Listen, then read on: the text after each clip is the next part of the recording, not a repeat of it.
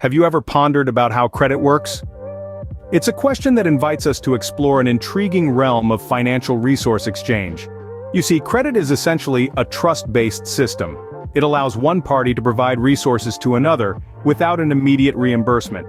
Instead, the recipient makes a promise, a pledge to repay or return those resources at a later date. This might sound simple, but the concept of credit underpins much of our modern financial world. It's the invisible hand that enables businesses to expand, individuals to make significant purchases, and economies to grow. It's a revolving door of trust, where today's borrower could be tomorrow's lender. But here's the catch. This system is built on a delicate balance of trust and risk. The lender trusts that the borrower will repay, and in doing so, takes on a certain level of risk. This risk is managed through interest rates, credit scores, and other mechanisms that we'll unpack as we go along. Credit, in its various forms, is an essential tool for financial growth, and it is pivotal to understand how it works. So let's delve deeper into the world of credit, shall we? Firstly, we delve into business credit. Imagine it as a track record of a company's financial responsibility. Just as you have a personal credit score that helps lenders decide whether to lend you money or issue you a credit card, a business has a credit score too. This score is a numerical expression based on a level analysis of a company's financial records to represent the creditworthiness of the company. It's a key factor companies, investors, and financial organizations use to evaluate the reliability and trustworthiness of a business. But how does it work? Well, when a company consistently pays its bills on time and manages its financial obligations responsibly, it builds good business credit.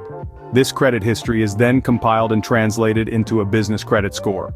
The better the score, the more likely the business is to get approved for loans, attract investors, and even secure better trade terms with suppliers. Now, why is business credit so important? It's simple. A strong business credit score can open up new growth opportunities for a company. It can lead to lower interest rates on loans, better terms from suppliers, and more favorable leasing terms. Plus, having good business credit can help attract new business, as companies often check the credit of potential partners as part of the decision-making process. So, how can businesses build good credit? It begins with establishing a business credit profile with major credit bureaus. This involves getting a business credit card, applying for a business loan, or setting up trade lines with suppliers that report to these bureaus. Over time, the business must then manage these credit lines responsibly by making payments on time and keeping debt levels low. Business credit, when managed properly, can help a company grow and prosper. It's a powerful tool that, when leveraged correctly, can provide a business with the resources it needs to expand, innovate, and succeed in today's competitive marketplace. Next on our list, we have credit cards. These are not just plastic cards with numbers on them. They are tools of financial transactions issued to cardholders to facilitate payment for goods and services. Now, how do these cards work? When you use a credit card to make a purchase, you're essentially borrowing money from the credit card issuer. You're given a line of credit, which is a predetermined amount you can borrow. Every time you use your card, the purchase amount is added to your card's balance. At the end of each billing cycle, you're required to make a payment towards your balance. You have the option to pay off your balance in full or make a minimum payment. If you choose not to pay in full, the remaining balance is carried over to the next billing cycle, and interest is applied. Now let's talk about the benefits. Credit cards can be a convenient payment method, allowing for easy and secure transactions. They often come with rewards programs, offering points, cash back, or travel benefits for every dollar spent. Moreover, using a credit card responsibly can help build your credit history, which is important for things like getting a loan or renting an apartment. However, as with most things in life, there are potential drawbacks. The convenience of credit cards can lead some people to overspend, resulting in high balances and, potentially, debt.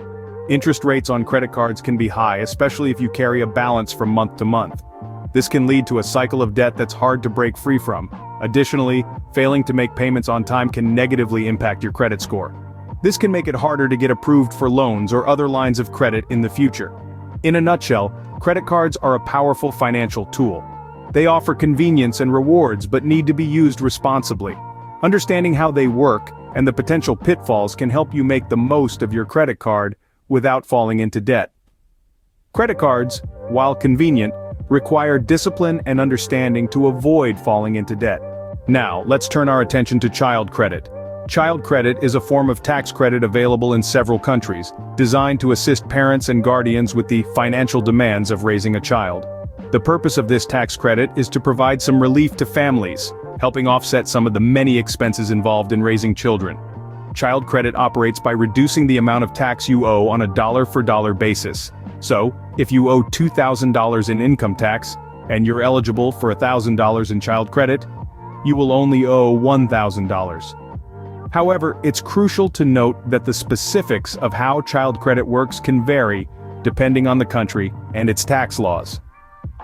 Eligibility for child credit is typically based on several factors. The child in question must be under the age of 17 at the end of the tax year. They must also be claimed as a dependent on your federal tax return. Other requirements often include that the child must live with you for more than half of the year and must not provide more than half of their own support. It's also important to note that the amount of child credit you can claim often phases out or decreases for higher income families. This phase-out means that the more you earn, the less child credit you might be eligible for. Lastly, you might be wondering what expenses can be covered by child credit. Generally, child credit can help cover any costs directly related to raising a child.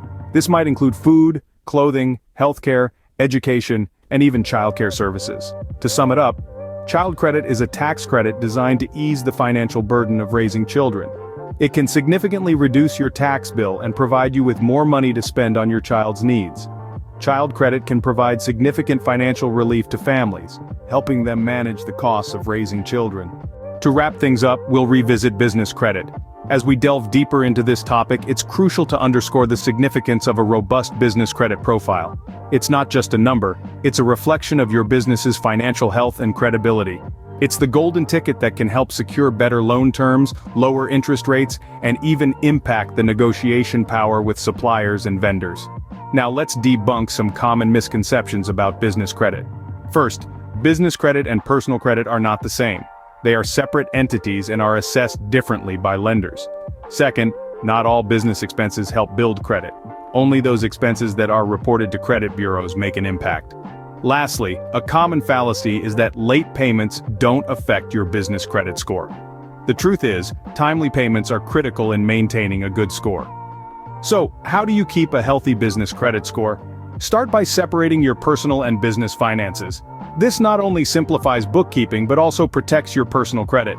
Ensure your business information is accurate and up-to-date with all 3 credit bureaus.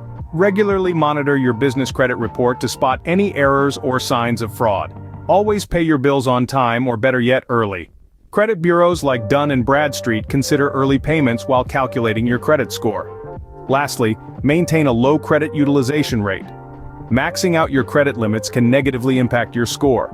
Remember, building and maintaining a strong business credit score doesn't happen overnight. It requires consistent effort and financial discipline. But the rewards are well worth it. A strong business credit score is a valuable asset that can open many financial doors for a company. As we draw to a close, let's summarize what we've learned today. We kicked off with an introduction to credit, understanding its importance in our financial lives. We then delved into the realm of business credit, exploring how it can fuel growth and expansion for businesses of all sizes. Our journey continued into the mechanics of credit cards, unraveling the complexities of interest rates, credit limits, and payment cycles. We emphasized the importance of responsible usage and timely repayments to maintain a healthy credit score. Next, we tackled the topic of child credit, a useful financial tool for parents that can provide significant tax relief. We discussed eligibility criteria, benefits, and how to claim it effectively. We circled back to business credit, reinforcing its role in securing loans, attracting investors, and fostering business relationships. Remember, understanding and managing credit is a crucial part of financial health. Make credit work for you, not against you.